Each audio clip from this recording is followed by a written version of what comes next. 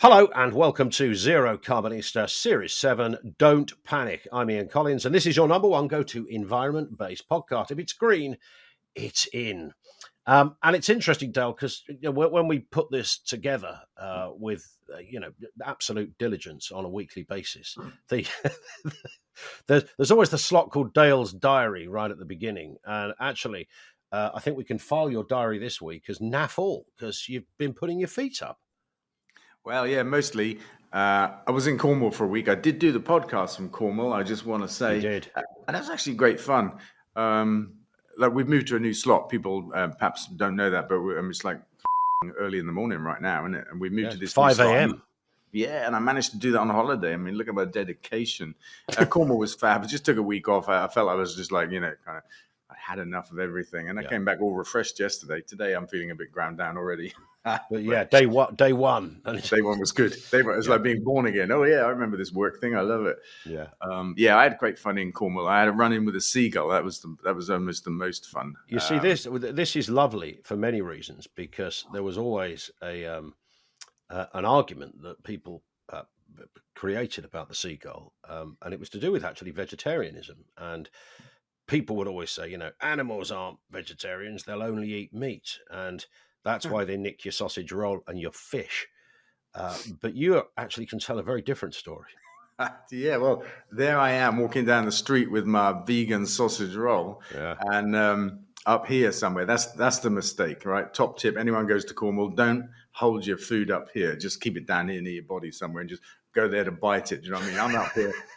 I'm having a bite. The seagull sees it and thinks, well, I'm having some of that. And this thing just appears over my left shoulder. First thing I did was feel it. There was like a wing in my face and something on my shoulder. And then this thing came across in front of me, and I felt it peck my fingers because it missed the sausage roll, and then scurried away. But meanwhile, instinctively, to save my vegan sausage roll, I had swung my arm out. I'm trying to show you now. I swung my arm out, and right behind me like that, in a flash, I went like, woof, just skimmed the nose of some old fella behind me. Wow. And I'm like, sorry about that. I was trying to save my sausage roll. And he said, quite amusingly, I was wondering what I'd done to offend you. He said, I say, was he a listener to the podcast or something?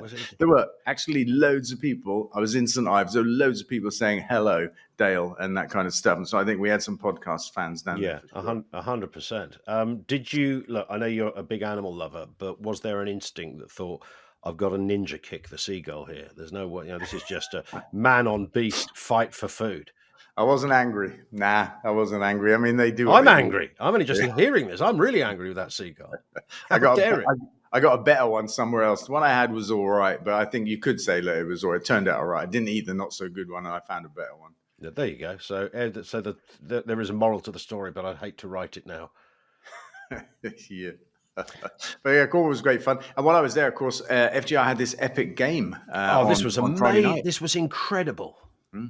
And you talked about this on the podcast last week. This was the FA Cup first round against Luton.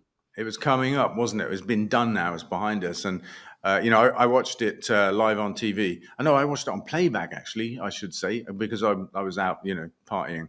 And then I watched it when I came back in. And we were 3-0 down at half time, and the commentators were all writing us off. And I'm watching it on playback, but I'd already spoken to our manager, and I knew what happened next. And I'm sat there going, "Yeah, you don't know what you're talking about, Ali McCoist," where he's on the TV saying, "Forest Green are done, the game's over." I'm like, "Yeah, you don't know what's coming."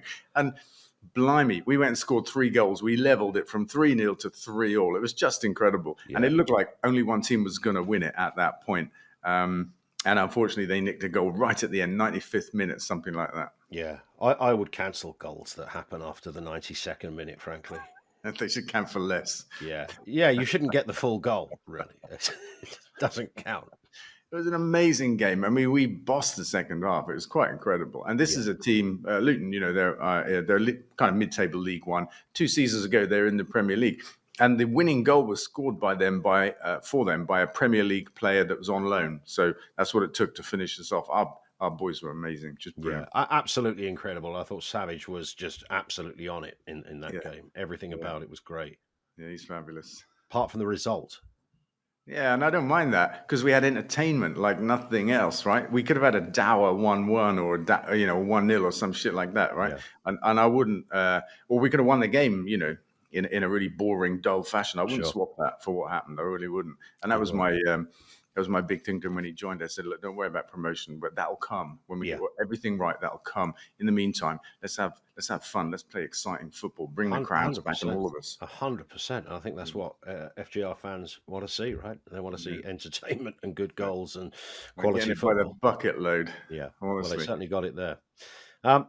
Should we talk about energy bills? Because this thing never goes away, and constantly our news channels are bombarded with people talking about the fact that it's the green thing that is causing the problem with energy bills, and the reason they are high is because of green levies and green taxes, and people like you, Dale Vince, coming along and knocking up windmills and shit like that, and that's why Mrs. Miggins in Cleethorpes is struggling to pay her bill.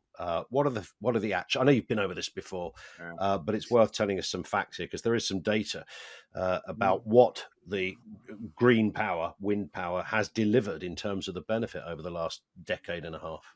Yeah, you're right. I would say, like, in the last 6 months, there's been a constant kind of banging of the drum, a narrative from the right wing. It's Farage and Badenoch primarily. The Telegraph don't go a day without an Ed Miliband bashing article. It's been going on for 6 months now, and the narrative is that green energy is what's putting our bills up and that kind of stuff. And linked to that is the kind of the attacks on me and ecotricity that say that we only got to where we are due to subsidies, like the whole business is built on subsidies. I got rich on subsidies, that kind of narrative. They're kind of interlinked.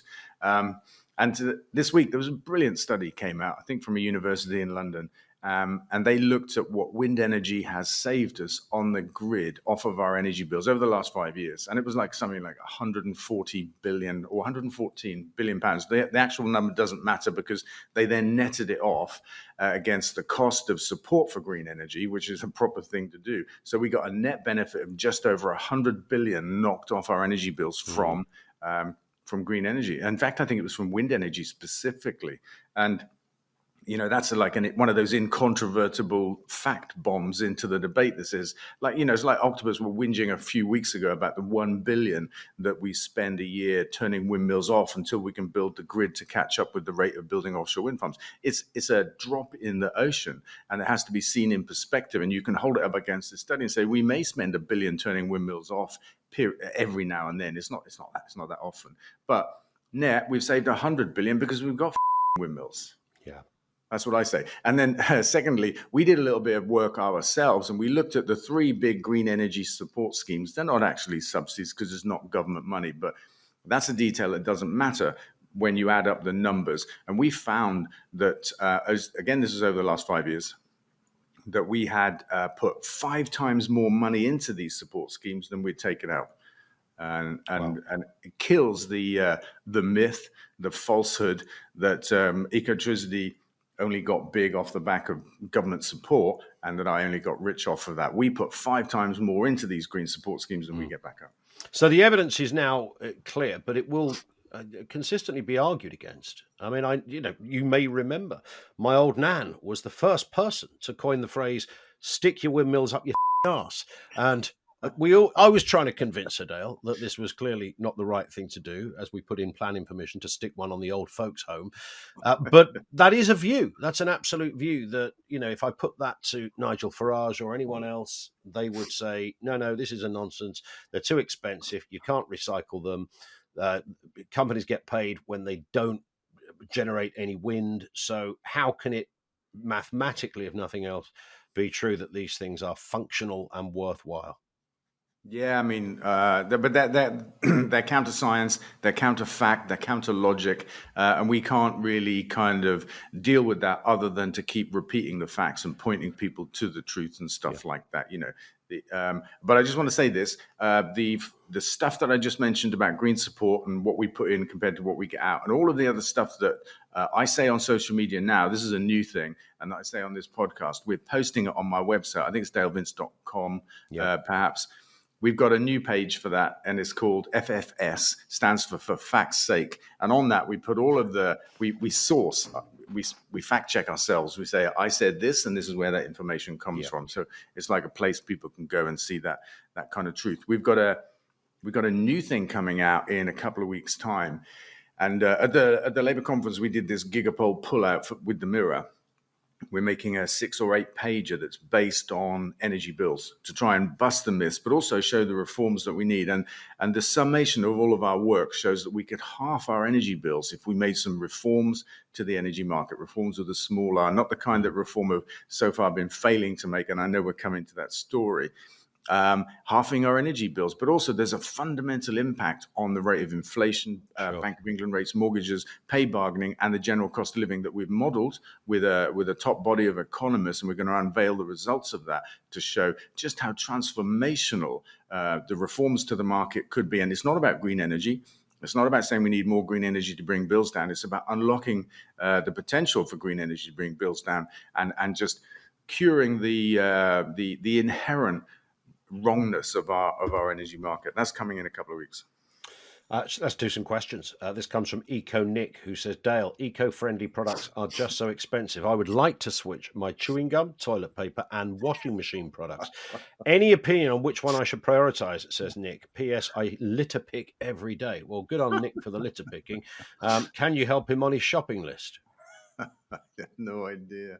I mean, a lot of green alternatives, they're just getting cheaper and cheaper and narrowing the gap. This is an age-old problem. I just want to say it goes back decades. You know, we can see the things that we need to do and should do and could do better, but sometimes they cost more money than many of us can afford. I mean, if you go back 10, just even 5 years, perhaps, you know, people are saying, oh yeah, I'd love to get an electric car, but I can't afford one. They're too expensive. Yeah. But then, of course, there are lots of people that can't afford a new car anyway or a second-hand car. Do you know what I mean? That's very true. And electric cars are hugely reduced from where they were 5 years ago. Yeah, they are. And the new ones coming out on the market late this year, early next year from China are incredibly cheap. Yeah. It's just incredible. They're already electric cars, cheaper to run over the lifetime. So the lifetime ownership cost of an electric car is already much lower. The ticket price to begin with is a little bit higher currently, but that gap's been closing. So it must be like that with toilet roll, chewing gum and toilet roll. I don't know. I think he's a bit tongue-in-cheek there.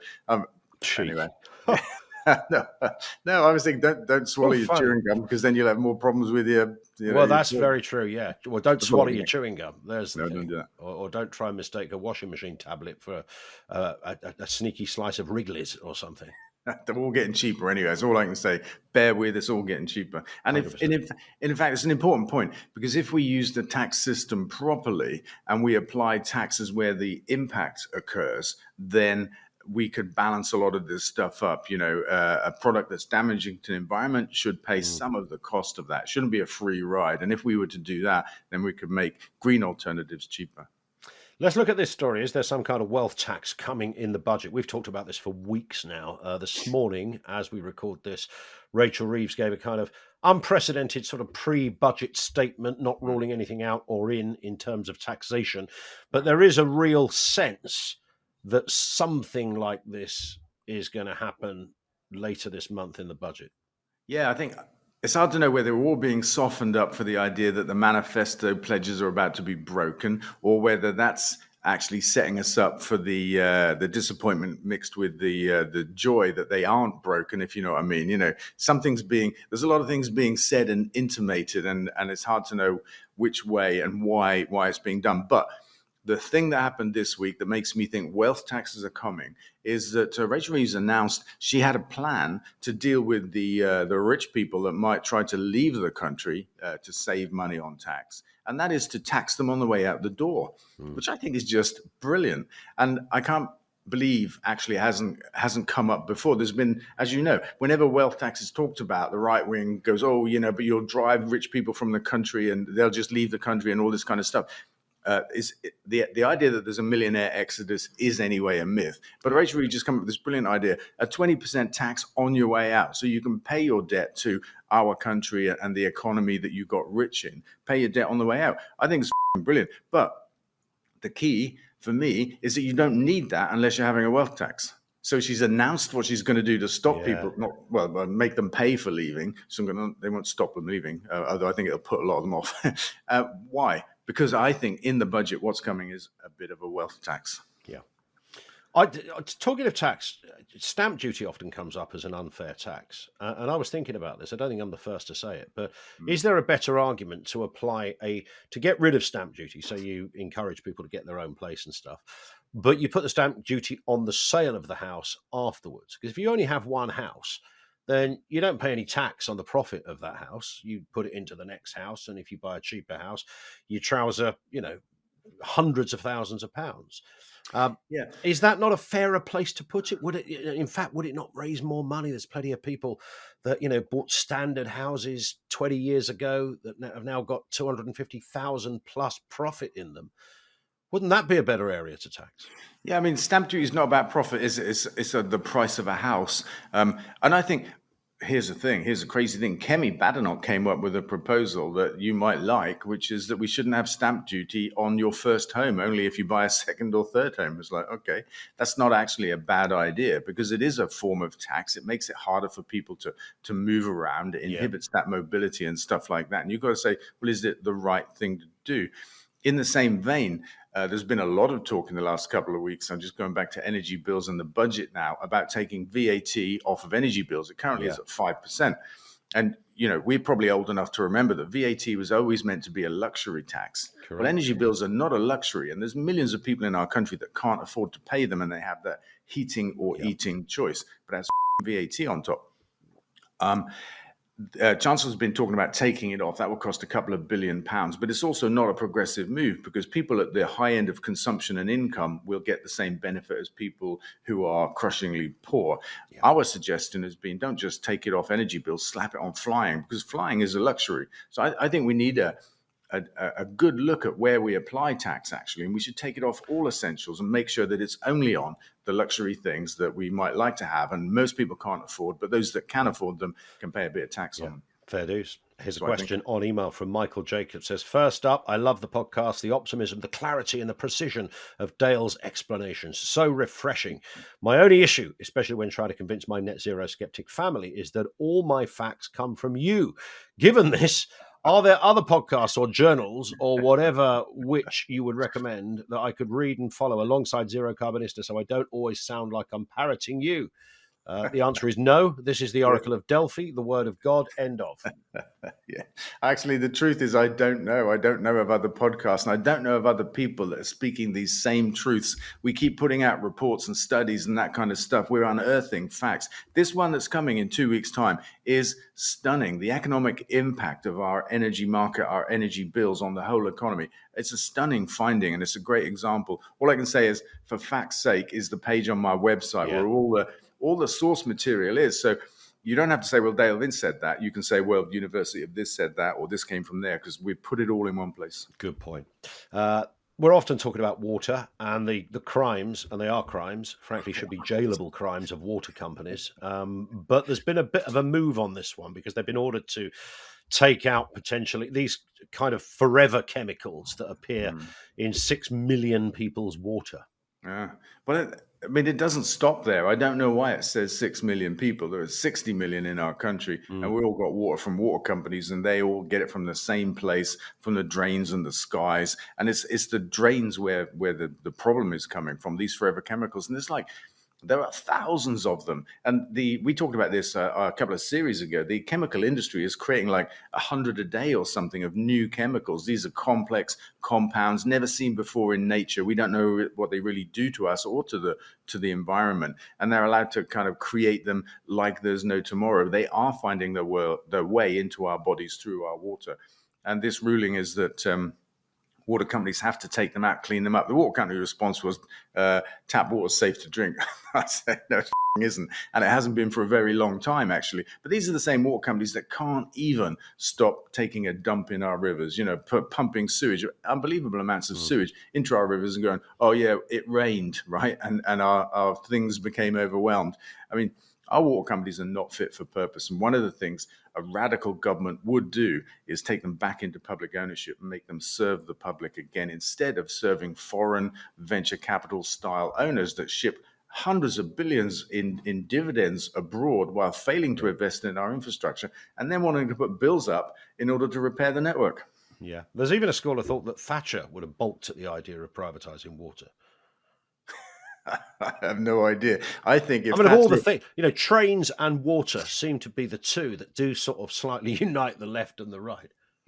I think if Thatcher was resuscitated, God forbid the thought, and she looked at the harm that the reality of privatization, decades after the brain fart that led it into existence. I think if she looked at that, she'd be horrified. Actually, I would like to think that she would be horrified by the impact of privatization. There is not a good example of it anywhere. Even the energy market is, that's not a well-functioning market. Trains, water, power. What else got privatized? Buses got privatized, didn't they? I mean, it's a shit show. Yeah. I think it was meant to come with a bit of rules and regulation. That They kind were of got thrown out the window. They were meant to continue serving the public interest. Yeah. And of course, they were never going to do that. They're going to serve shareholder interests. And we're all suffering as a result. Here's a question. This comes from Julie, who says, on Friday, The Guardian published a story titled Scientists Demand Cancer Warnings on Bacon and Ham Sold in the UK. But the very next day, they published another article entitled Crisps Up Perfectly, Your Guide to the Best and the Worst Supermarket Bacon, Tasted and Rated. Are you still interested in setting up a newspaper, Dale, says Julie. I think that's a brilliant observation, Julie. I really do. It made me laugh out loud when I read it just before coming on air. It's like, and it perfectly sums up the Guardian as far as I'm concerned. Who, they made up a headline about me probably a month ago now. Anyway, yes, I remember this. It perfectly sums them up. A bunch of quits, actually, because this bacon tobacco story has been going on for years. The fact that they're both class 1 carcinogens according to World Health Organization. And, we've been banging on about it on this show, but for The Guardian. 100% for at least 3 or 4 years when you first mentioned this. Yeah. And then you got The Guardian. They have all these lifestyle things. They seem unconnected to reality and what the news desk is reporting. I think it's genius, actually. Well spotted. It made me laugh. Like it's hell. good. Well done, Julie, on that. And the answer to the question is yes. Yes is the answer. And of course, if you spot any of those kind of anomalies, whether they're in broadcast or in print, send them through to us. Because we would love to give them a bit of airtime. Absolutely. But the answer to the question, am I still interested in setting up a media organization? I don't want it to be lost, is yes. Watch this space. Coming soon, actually. Coming soon. And here's this story. Can Elon Musk get any crazier or more racist as he compares English, Irish and Scottish to hobbits and calls immigrants child rapists? It's almost like this man likes a big old fat generalization.